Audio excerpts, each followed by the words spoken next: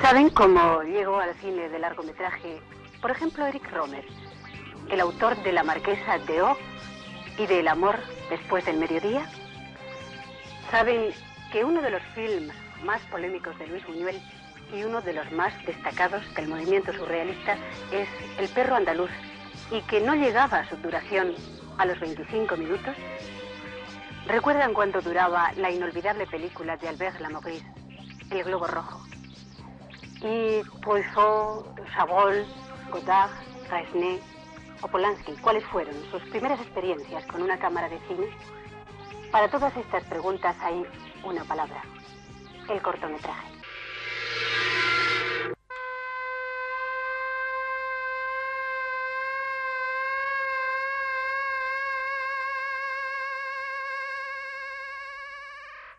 El cortometraje. De este tipo de cine que sirve al exhibidor español para poner como complemento del programa elegido por él para su sala, cuando no es el nodo el que cumple con estos fines, de este tipo de cine, decíamos, que sirve, o que por lo menos debería servir para promocionar nuevos valores, es del que vamos a hablarles hoy. Nuestro compañero Javier Díez Moro ha centrado el tema en España y en el siguiente reportaje que vamos a ofrecerles ha tratado de informarles de los caminos por los que debería navegar el cortometraje. Para hablar del cortometraje y situarlo en el contexto general del cine, deberíamos quizá remitirnos a otros ámbitos de la cultura, como puede ser la novela corta, el preludio en música o el entremés en teatro. Incluso pondría un ejemplo que no concibo un Cervantes simplemente escribiendo un Quijote, porque supongo que todo artista tiene momentos más primitivos, sin momentos en que necesita expresar esa pequeña idea y que le servirá como un ensayo para esa gran obra que tiene concebida y que puede durar toda una vida. Para un exhibidor, como todo el mundo sabe, un cortometraje es una película de 10-15 minutos de duración que se exhibe antes del descanso o antes de la película como complemento del programa. Como productor, el cortometraje es un mal negocio, casi diría un pésimo negocio.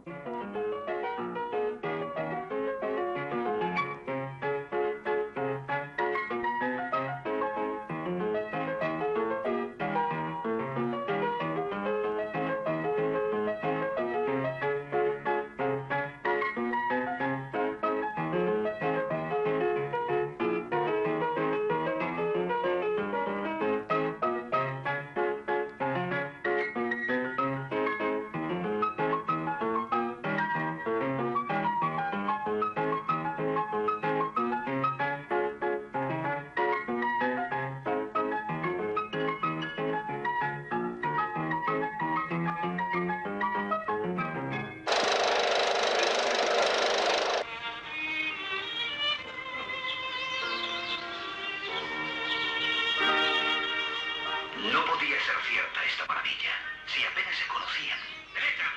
Una vez más, Cupido había entrado en escena. Era el clásico y eterno flechazo. 1, 2, 3. Te querré toda la vida.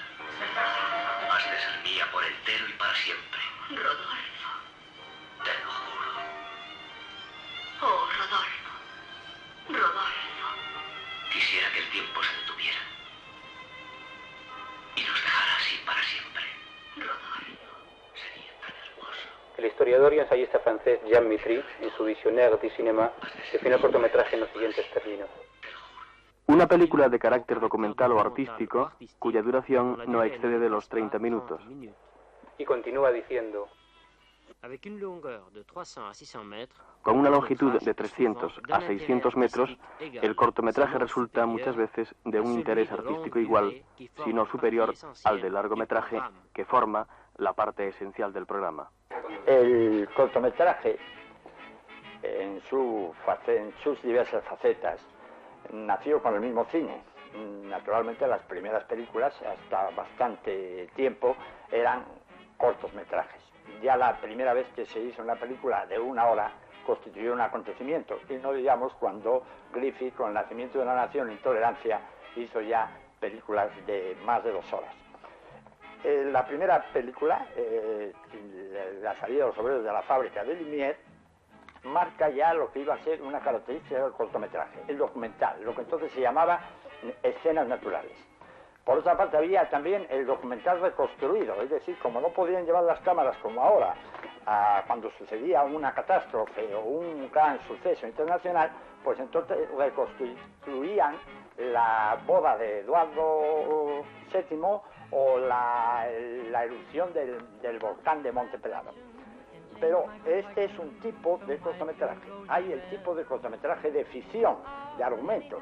Y también en las películas de Lumière tiene el famoso Regador Regado, que es la primera película de ficción, es el primer gag, es la primera película cómica. Efectivamente, el cine en sus comienzos, desde Méliès a Griffith, desde el cine cómico de Max Sennett, Chaplin, Keaton, Max Linder, Harold Lloyd y El Gordo y el Flaco, al cineojo de Bertov, y sin olvidarnos del cine de animación y de los primeros documentalistas, era una industria que producía sobre todo cortometrajes. Para hablar del cine de corta duración no nos vamos a referir a este celuloide rancio. Nuestro propósito es hablar desde una acepción mucho más moderna de ese tipo de cine y de todo lo que ha tenido y puede tener aún de boom. Don Florentino Soria, director de la Filmoteca Nacional, nos amplía de nuevo este concepto. Y decía Eugenio Dos de las experiencias con gaseosa, para hacer experiencias en cine no vale la gaseosa, hay que hacer cine, se necesita celuloide. Entonces, lo más barato es hacer un cortometraje. Por ejemplo, la Nouvelle Vague aprendió, como es sabido, en la Cinemateca a hacer cine, pero sus primeras películas, para ganarse la confianza de los productores, fueron cortometrajes, así Godard, así Truffaut, así la mayor parte de los directores de la Nouvelle Vague. Lo normal es que un director empiece con un cortometraje y luego ese cortometraje le vale para ganar confianza, para aprender el oficio y para hacerse con un nombre, para poder llegar ya al largometraje. Una maravillosa y medio desconocida sensación recorrió el cuerpo de la muchacha. Cristina, ¿serías capaz de casarte conmigo? Casarme yo con usted. Sin amor. Sin amor sería incapaz de amar a un hombre. Nunca supieron cómo fue. Quizás ninguno. Con los años 60 se fija el nacimiento del nuevo cine español. Así se comienzan a quedar lejos los tiempos en que para dirigir cine tan solo existían las escalas sindicales de meritorio,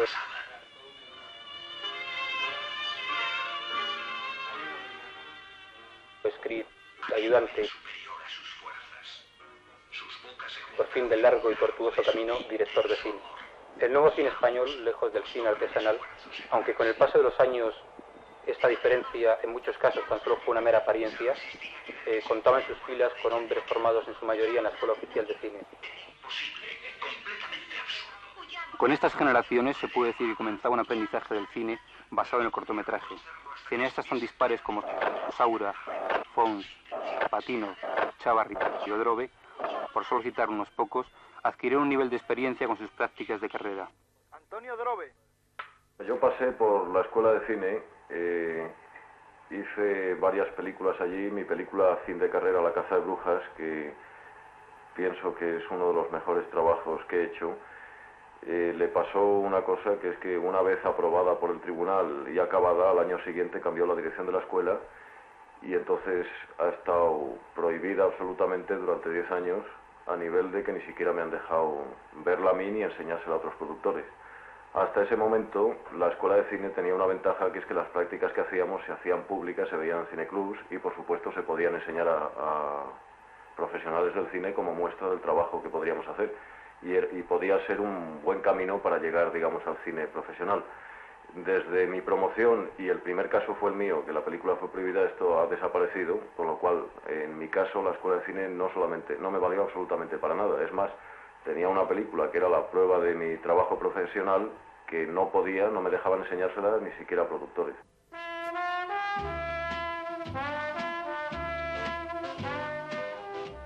Es con las salas de arte y ensayo, más tarde convertidas en salas especiales, cuando comienza en nuestro país el boom del cortometraje. Haciendo un esfuerzo común con los cineclubs y la filmoteca, estas salas, las únicas que no se ven afectadas por la programación obligatoria del nodo, permiten que surja un interés creciente por los films de corta duración.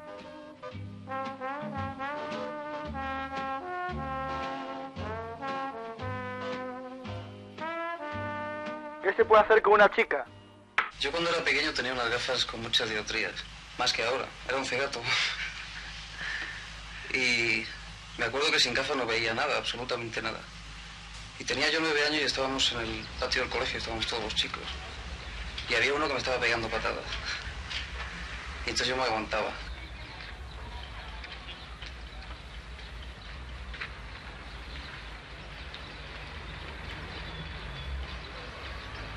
Hasta que me cansé y entonces me acerqué y le pegué una patada. Entonces en ese momento el cura inspector va y me pilla. Como castigo, te vas a quedar sin gafas toda la mañana. Venga, las gafas. Las gafas. Es que sin gafas no veo. Ese es el castigo. Dame las gafas.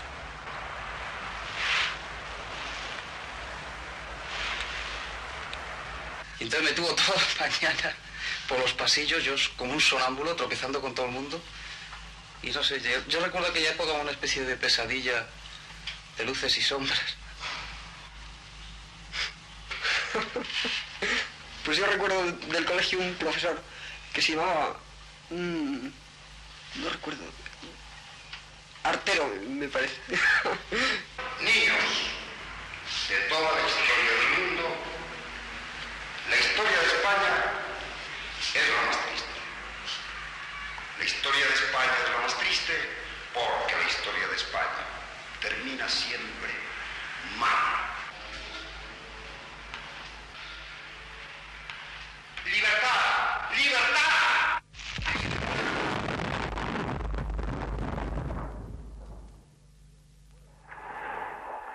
Bueno, hicimos ¿Qué se puede hacer con una chica? En el verano del 69, en un momento en que todo el mundo nos decía que estábamos locos. Hasta ese momento los cortometrajes eran todos películas documentales, principalmente sobre piedras y sobre castillos, y nosotros decidimos hacer una película que fuera de argumento, con actores.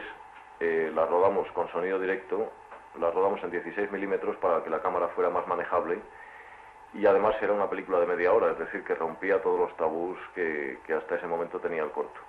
Tabús que han seguido porque, que yo sepa, ya la media hora es una duración prohibitiva, los cines no la aceptan, y el sonido directo ahora se está empezando a emplear en el cine español. En el momento en que nosotros lo utilizamos no lo hacía nadie. Esas son las ventajas que tenía en aquel momento hacer un cortometraje, es decir, que se podían emplear técnicas que el cine profesional no quería autorizar o no dejaba, y se demostró que se podían hacer y llegar al público. Yo de alguna forma añoro y echo de menos, habiendo trabajado en cine industrial, echo de menos la libertad, digamos, creadora, aunque sea una palabra, la libertad, la compenetración, la forma como hicimos aquella película que nos permitió experimentar cantidad de técnicas. Bolero de amor. Nunca supieron cómo fue. Quizás ninguno de los dos se lo propuso, pero como el imán atrae al hierro, se habían atraído el uno al otro. Cristina no protestó, ni afeó la conducta de Rodolfo. No supo lo que le pasaba.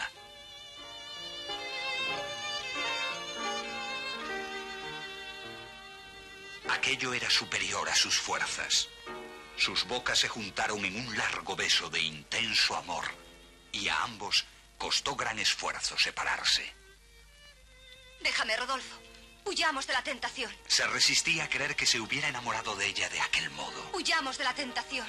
Era imposible, completamente absurdo. Huyamos de la tentación. Le amaba. Huyamos de la tentación. Pero no podía reconocerlo hasta que estuviese plenamente convencida de la rectitud de sus intenciones. Déjame, Rodolfo.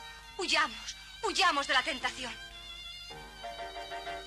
Quiero aquí, al aire libre, bajo las estrellas que son mis únicos testigos, prometerte con solemnidad, amor, lealtad y compañía, hasta que deje de correr por mis venas la última gota de mi sangre. Oh, Rodolfo. Oh, Cristina. Cristina. Oh, Cristina. La besó en los labios con un beso largo, cálido, encendido, al que ella correspondió con toda su alma, sintiéndose desfallecer de emoción. Durante largo rato, ambos dejaron libres sus sentimientos. Iskram fue una productora que nació como un intento para proponer una primera experiencia profesional a través del cortometraje a una serie de gente encuadrada dentro del cine independiente o que provenía de la escuela de cine. Esta propuesta de trabajo trató de alcanzar a 13 nuevos directores y entre los proyectos realizados podemos citar Bolero de amor, de Paco Betriu, ¿Qué se puede hacer con una chica?, de Antonio Drobe, El último día de la humanidad, de Manolo Gutiérrez, y Loco por Machín y La Venecia la Lació, ambos de José Luis García Sánchez. José Luis García Sánchez. Iskram nació aproximadamente en 1970, alrededor del año 70, y nació como una productora cualquiera, con un criterio mercantil normal, pero digamos, recogía un problema general que había en ese momento en la industria del cine, referido al campo del cortometraje. Nació porque, aunque había un terreno de lucha muy pequeño, un terreno de unas posibilidades muy pequeñas de trabajo en el cortometraje, por aprovecharlas al máximo. En aquel momento, la protección estatal se ocupaba ligerísimamente del cortometraje, digamos que protegía el cortometraje en un 50% de la producción. Iskram nació para, de alguna forma, aprovechar esa pequeña ayuda estatal y poder hacer cortometrajes. ¿A cuántos de vosotros abrió las puertas del cine de largometraje la experiencia con Iskram? De una forma o de otra, Iskram no es que sirviera directamente para abrirnos el camino a la realización a personas, sino coadyuvó con otros trabajos, con ayudantías de dirección y con guiones, concretamente a 4 personas, Antonio Drobe, Paco Betriu, Manolo Gutiérrez y a mí. En ese sentido, lo que es de lamentar es que la desaparición de productoras privadas como Iskram, ojalá no fueran productoras privadas, sino que hubiera un centro oficial o incluso hubiera una legislación, permitieran a la gente ese banco de pruebas que es el cortometraje, del cortometraje saltar al largo. Indudablemente, cuando uno empieza a entablar las negociaciones con un productor para presentarle un proyecto, un guión, es infinitamente mejor llevar un cortometraje como tarjeta de visita que, digamos, llevar simplemente las buenas voluntades o el guión. La Venecia la Lació. Oye, pero ha salido ya. La Venecia la Lació. Pues sí que estamos apañados. Bien, ¿y tú? Venga, hombre, no seas tonto. Ya verás, no te va a doler nada. Venga, más ya verás. Hay que ver qué bueno se está poniendo el personal. ¿Lorenzo? Ya lo creo. Claro. Sí, ahora lo que hace falta es que si podemos, hagamos cine. Y nada más. Y si resulta que no podemos, pues hacemos otra cosa. Y nada más, hombre. ¿Hacemos Velecias? ¿Eh? Velecias.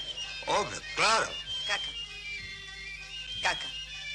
Sehen Sie den Laden dort? Ja, die haben gute Schuhe im Ausverkauf. Aber man weiß auch nicht, wie der Schick von heute ist.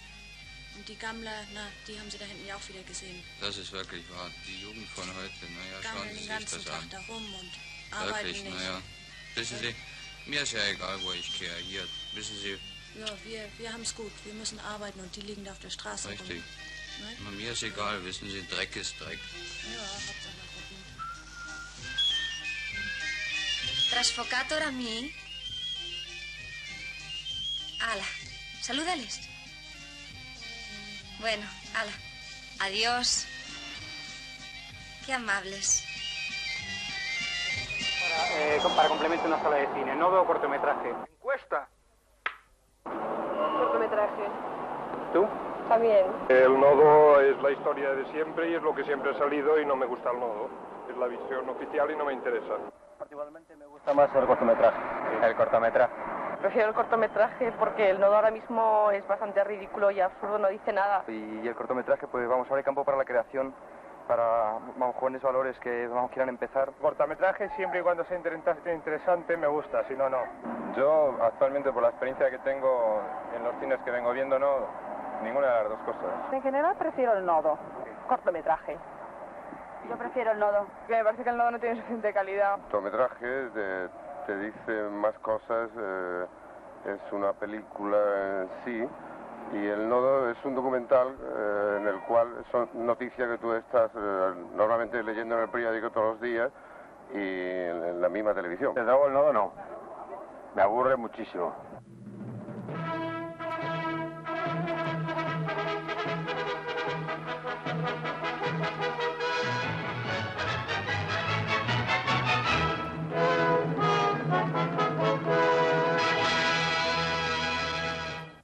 La no obligatoriedad de la proyección del noticiario comenzó en 1 de enero de 1976. Las razones vienen dadas en la misma disposición que lo da, que en definitiva vienen a resumirse en que la situación es muy diferente en 1976 que en 1943, cuando comenzó a publicarse el nodo, en que era la única información en imágenes que se le podía ofrecer al espectador español.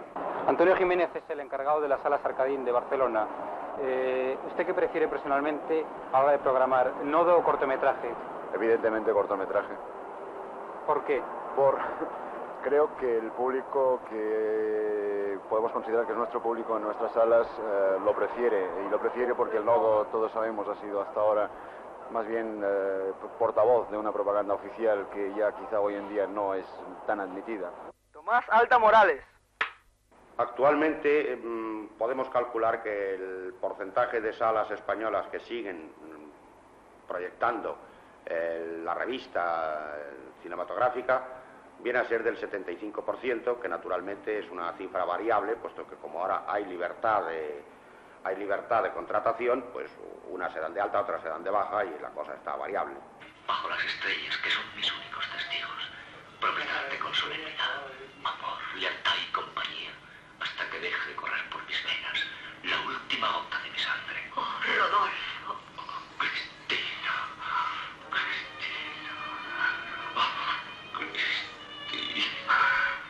La besó en los labios con un beso largo, cálido, encendido, al que ella correspondió con toda su alma, sintiéndose desfallecer de emoción. Durante largo rato, ambos dejaron libres sus sentimientos.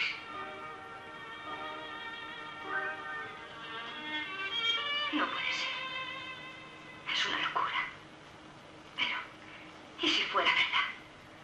¿Acaso podría convertirse en la más hermosa realidad? Alfredo Matas. En locales de estreno, que es lo básico de nuestro circuito, es decir, todos son nuestros circuitos solo es estreno, la tarifa del nodo es de 2.500 pesetas semanales, ¿no? Después hay diferentes tarifas para locales de primer estreno, etcétera, pueblos, ¿no? Cada semana hay que cambiarlo, lo cual causa otros gastos, el hecho de irlo a buscar, de llevarlo, todas esas cosas. En cuanto al corto, no hay un precio fijo, no hay un precio fijo. ¿Qué duda cabe que el precio de nodo influye y hasta cierto punto puede perjudicar al corto? Porque claro, el empresario normalmente siempre le queda el reflejo de decir, este espacio que no tiene demasiada importancia lo puedo llenar por 2.500 pesetas, ¿no? Esto es una cosa que naturalmente dificulta la comercialización, pero por otra parte, si tenemos en cuenta que el hecho de hacer un corto maravilloso no hace vender una entrada más, seamos realistas, pues claro, normalmente se oscilan los precios alrededor del nodo. José Esteban Alenda. Soluciones hay pocas, pero creo que una que puede ser interesante para las posibilidades, para que el corto mejorara sus posibilidades, sería que esa cuota obligatoria que marca la ley de cine, que en cada local español tienen que dar una sesión de 10 minutos dedicada al corto o al nodo, que es, digamos que es una cuota como cine español, se dedicara exclusivamente a que cubriera cuota el cine corto y no el nodo. El nodo se pasara, por supuesto, y que el exhibidor que quisiera dar el nodo, que lo quisiera dar, como pasaba hace unos años en cuanto al corto, cuando era obligatorio el nodo. Quizá a todos nos gustaría saber cómo se pone en marcha un cortometraje, o qué cobra el director, los actores, los técnicos, en definitiva, qué cuesta la producción de un cortometraje. Desgraciadamente, como el cortometraje tiene una explotación muy mala y como la protección, que es el único capítulo que viene de alguna manera a amortizar de una manera importante el coste del cortometraje, es muy aleatoria, entonces los criterios por los cuales la Dirección General de pronto concede esta protección son muy particulares. Por lo tanto, lo normal es hacer el cortometraje con un coste bajo. Esto quiere decir que normalmente, claro, la película hay que comprarla toda, que hay que pagarla, y el laboratorio hay que pagarlo, pero entonces no se valora el esfuerzo personal. Muchas veces el guionista no cobra, el director no cobra, los actores son amigos que trabajan y que no cobran, el operador cobra, pero otras veces no. Otro capítulo increíble, casi diría kafkiano, es el de la documentación, el del papeleo, de la burocracia que comporta un cortometraje. Imanol Uribe Bilbao. Pues aunque parezca paradójico, suele resultar mucho más difícil los trámites y el papeleo que hay que llevar en el ministerio para oficializar un corto, o sea, para que tenga su cartón de rodaje, se pueda exhibir, pase censura, etcétera, que el realizar el mismo corto. O sea, el corto es complicado, pero es relativamente sencillo de rodar, o sea, se rueda en poco tiempo y se hace. Ahora, la cantidad de papeleos, de firmas, de copias, de autorizaciones, de permisos. Hay, por ejemplo, un caso muy curioso que incluso hay que firmar una declaración jurada diciendo que no vas a utilizar el ejército para rodar un corto. Fernando Colomo. Un cortometraje viene a costar unas 400 o 500.000 pesetas por término medio. Entonces, en una sala de estreno vienen a pagar a partir de la tercera semana como unas 1.000 pesetas, de las cuales el 40% se lo queda el distribuidor. Y con este dinero el productor además tiene que amortizar esa copia que se está proyectando, ¿no? Entonces, esto da como resultado el que el cortometraje no se subvenciona por exhibición, sino que se tiene que buscar otros métodos, ¿no? Entonces, el único o el fundamental medio de financiación de un cortometraje es la protección del Ministerio. El Ministerio esto lo tiene establecido por un sistema de puntos y entonces pues da de 1 a 10, que en fin suele ser más bien cerca de 1, y cada punto son 100.000 pesetas, ¿no? Y con esto nos encontramos con el curioso fenómeno de que en realidad el cortometraje se hace de cara a la protección del Ministerio, o sea que son una junta de señores que no se sabe muy bien quiénes son, ¿no? Entonces, claro, esto, por otro lado, es una sutil forma de censura, porque naturalmente al cortometraje que no les guste, pues con no subvencionarlo, pues ya esa gente se sabe que no hará más cortometrajes, ¿no? Por otro lado, hay que pensar que eso es dinero de los contribuyentes, y entonces, en definitiva, el contribuyente se encuentra con que está protegiendo a una serie de cortometrajes, pero que ellos no los eligen y luego que muchas veces no los ven, o sea, porque no están anunciados y no saben lo que ven. ¡Porrutas imperiales marchando! ¿Cómo pomporrutas? Yo siempre dije pomporrutas. Pero es un camelo, pomporrutas. Es voy por rutas. Ah, voy por rutas. Yo siempre dije pomporrutas. Como sabes que te obligaban a cantar y el que no lo hacía, ¡zas! Caponazo. Capón del padre Faustino. ¿Te acuerdas de él? Sí, hombre, el padre Faustino. ¿Te acuerdas de la iglesia? Siempre mirando al techo. Busca goteras. Sí, lo que pasa es que como estaba tan gordo la papada, le impedía mirar hacia abajo y tenía que mirar, pues, bombeado. La papada. ¡Silencio! ¡Silencio! ¡Shh! No quiero oír ni el bolo de una mosca. A ver, Casado, ¿qué tiene usted ahí? ¿Quién, yo? Sí, usted. Nada. ¿Cómo que nada? No lo esconda. ¿Qué tiene ahí? Nada. Démelo. ¡Démelo! No le da vergüenza. No le da vergüenza. Esto es una porquería. Una auténtica porquería. Y no será esto solo, ¿verdad? ¿Dónde lo esconde? Déjame. Sucios que no siempre pensando en lo mismo. Hijos de masones y de Satanás. Sucios asquerosos. Ustedes lo hacen pago. Ustedes se deberían dar ejemplo a los gratuitos. ¡Siéntese! ¡Siéntense todos! ¡En sus pupitres! Pomporrutas imperiales. Oiga, por favor. Oiga, usted no puede marcharse así porque ha habido unos desperfectos. ¿Desperfectos? Sí, se han roto unos discos y usted tiene que abonarlos. Sí, claro, naturalmente. Me faltaba más. ¿Cuánto es? Rosita, ¿cuántos discos rotos? Sí, 24, 53, 19. Son 10 discos estropeados a 225 pesetas cada uno, 2.250 pesetas.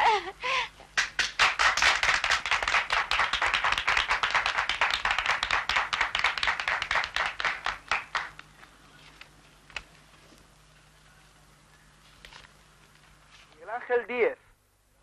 Hay dos tipos de festivales, los de cine en general y los de cortometrajes.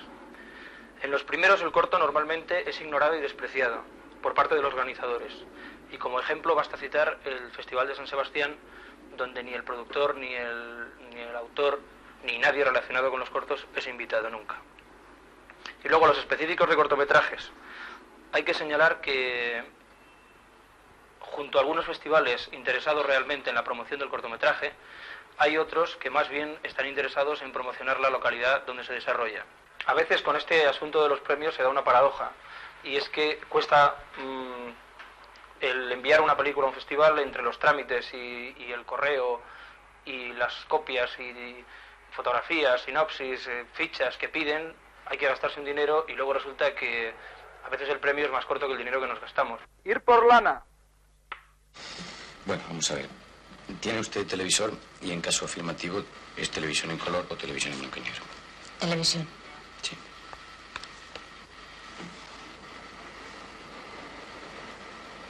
No hay televisión. Pero te puedo dar un vaso de vino.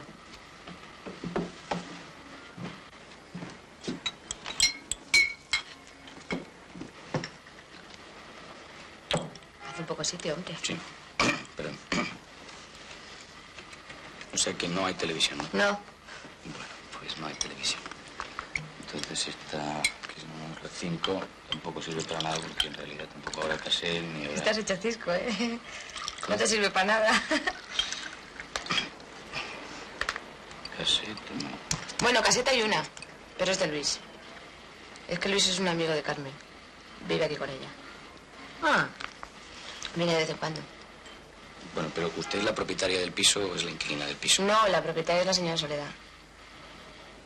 La señora Soledad es la propietaria y usted es la inquilina. Sí, Carmen y yo. Carmen. Yo hace 4 días, pero a lo mejor me quedo. Pero vamos a ver, mire, es que este cuestionario es precisamente para los que son inquilinos. Bueno, hombre, tampoco te pongas así. Tú sigues y no pasa nada.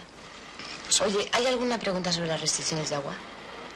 Pues no, mire usted, esto no es para las restricciones de agua, no hay ninguna... Pues ves, eso está mal, porque aquí no hay agua. Y eso lo tenías que poner ahí.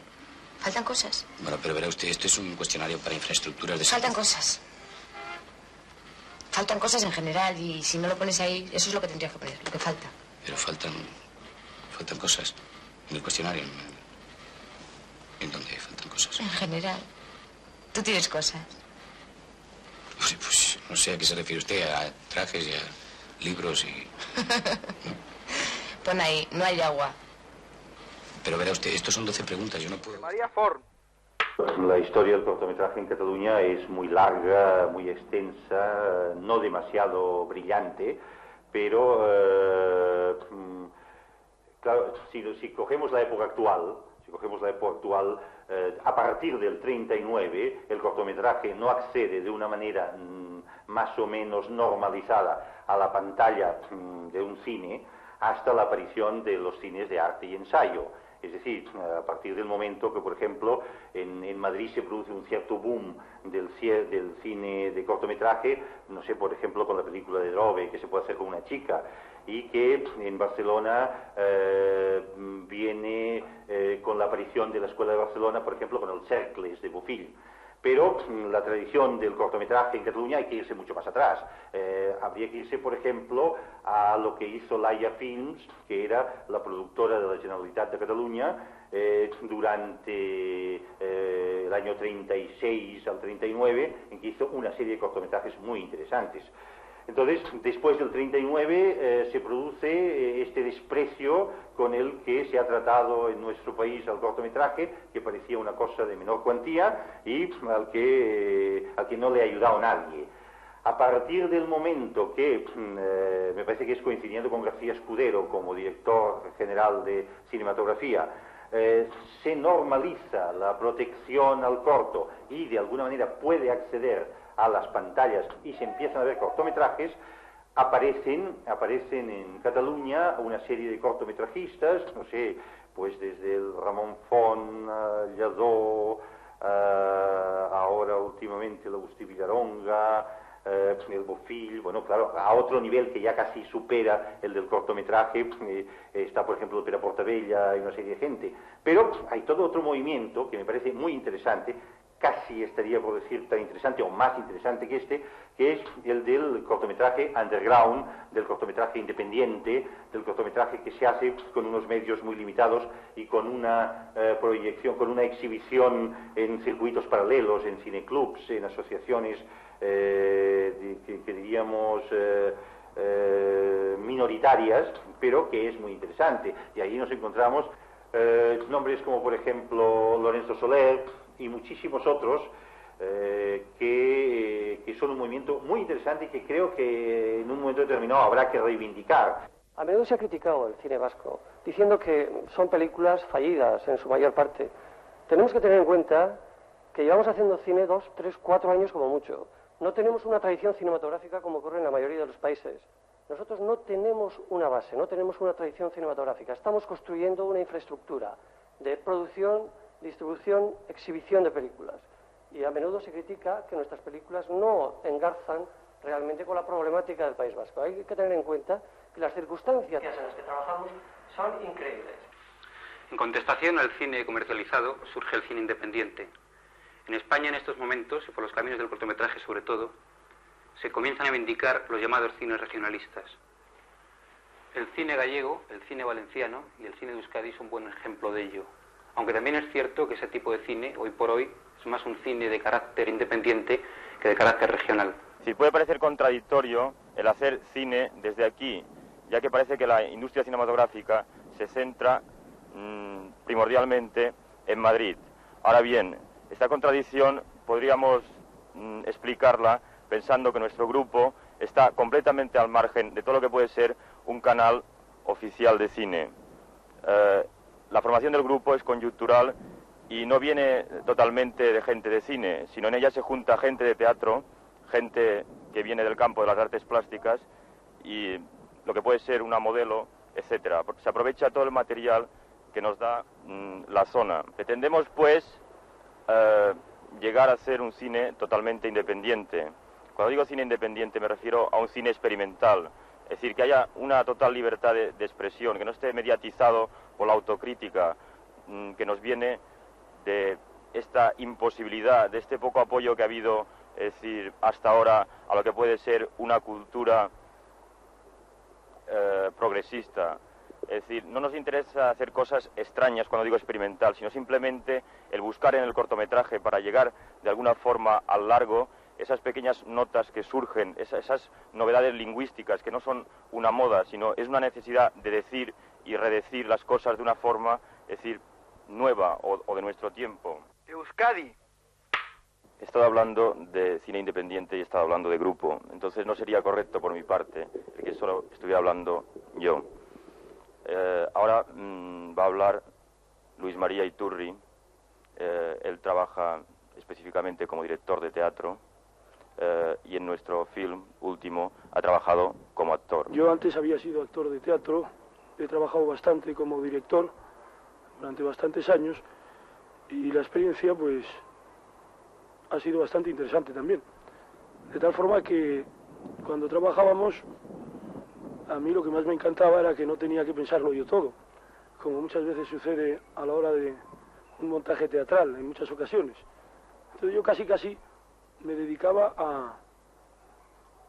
a reírme mucho, a discutirlo casi todo y a dar la razón siempre a todos los demás, porque así, como soy un hombre de buena voluntad, el que era responsable de la fotografía o el que era responsable de las luces o quien fuese, pues podía tener más responsabilidad que yo. Y ahora voy a presentar a Pedro Guas, que era una especie, durante el rodaje, de jefe de fotografía, jefe de banda sonora. Era el hombre que más nos hacía sufrir cuando se ponía detrás de la cámara.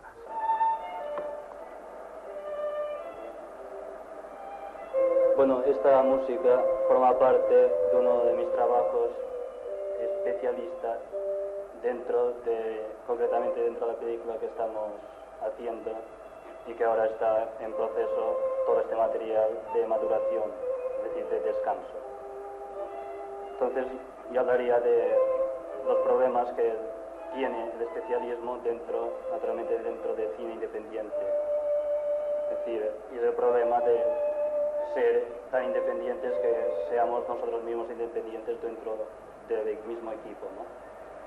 Entonces, porque esto solamente lleva a una caída de especialista y de ahí es un paso ya dentro de un cine de tinglado, que naturalmente no queremos caer en ello.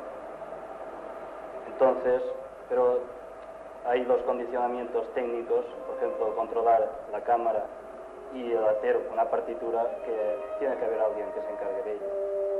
Entonces, para esta contradicción, para superarla, lo que hemos hecho como primera solución es descartar el hablar de compartimientos, es decir, fotografía, ruidos, efectos sonoros, ¿no? música, diálogos, sino englobando todo dentro de un contexto único, que sería la imagen, sea visual o sonora. Entonces, en este contexto todos podemos discutir y podemos trabajar todos, incluso hasta tal punto que es difícil precisar quién ha hecho una cosa y quién ha hecho tal otra, ¿no? Ahora paso el rollo a la actriz María José y a foto fija Chomin para que ellos lo sigan. Creo que me va a resultar un poco difícil hablar de por qué trabajo con esta gente. No sé por qué trabaje, sino porque estoy muy nerviosa ahora. Entonces, la pregunta de que por qué trabajo con esta gente es por... No sé, mi trabajo antes era fotografía y cosas de estas, ¿no? Y por mediación del fotógrafo me presentó a esta gente y así empecé en el cine.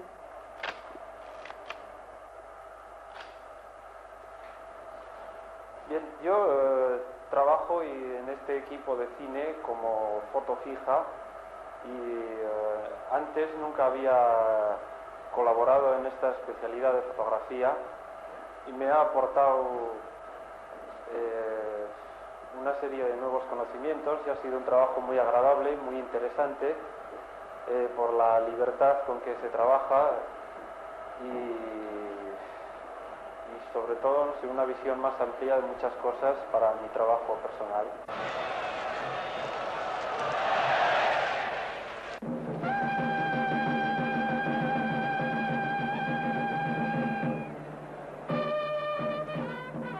En la actualidad, el cortometraje es una de las muchas espinas que tiene clavadas nuestro cine, mientras la tan esperada ley de cine no haga su aparición y desclave estas espinas una por una. Los exhibidores buscan para sus salas cortos que no les resulten caros, y para la gran mayoría de ellos, ya sea el corto o el nodo, ambos son un relleno de programa, pero nada más. Y nada más lamentable que se haya llegado, tanto por los exhibidores como por el espectador, a hablar en términos comparativos del cortometraje y del nodo. Y bien, ahora tan solo les rogamos una cosa. Adopten un criterio lo más riguroso que les sea posible al ver el complemento de ese cine a donde vayan. Y por favor, procuremos prestar un poco más de atención al cortometraje español. Buenas tardes.